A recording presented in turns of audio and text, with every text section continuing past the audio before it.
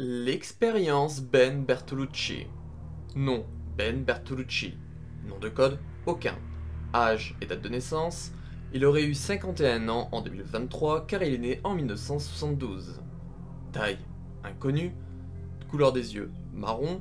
Couleur des cheveux brun. Groupe sanguin inconnu.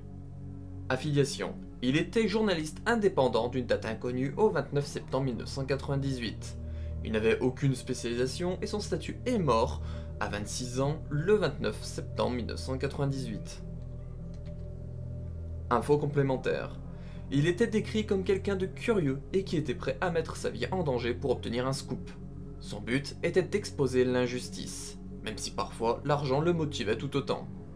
Il lui arrivait de passer dans la région Harclay et vers Raccoon City car il connaissait une des journalistes, Alyssa Ashcroft. À l'été 1998, les mystérieuses disparitions et découvertes de cadavres démembrés, voire dévorés à Raccoon City, attirèrent son attention. Il prit une chambre à l'hôtel Apolline et il se mit à mener une enquête. Son enquête l'emmena sur la piste qu'Umbrella était derrière tout ça, en espionnant et interrogeant des employés. En septembre 1998, il se mit à supposer que le chef de la police Brian Irons était corrompu par la société pharmaceutique. Il se serait aussi rapproché de la fille du maire, Catherine Warren. Il réussit à obtenir un entretien enregistré avec Annette Birkin, mais elle mit fin quand il commença à lui poser des questions sur le virus G et d'autres choses confidentielles. Plus tard, alors qu'il tentait de prendre le métro à la South Raccoon Street Station, des policiers vinrent l'arrêter. Il y abandonna sa mallette contenant des preuves, mais il garda son enregistreur sur lui. La raison fut sûrement son enquête insistante sur Umbrella.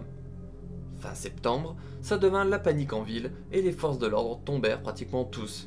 Des survivants vinrent libérer les prisonniers, mais Ben voulut rester dans sa cellule. Attendant dans sa cellule, se pensant en sécurité, le 29 septembre, il se fit tuer par une créature.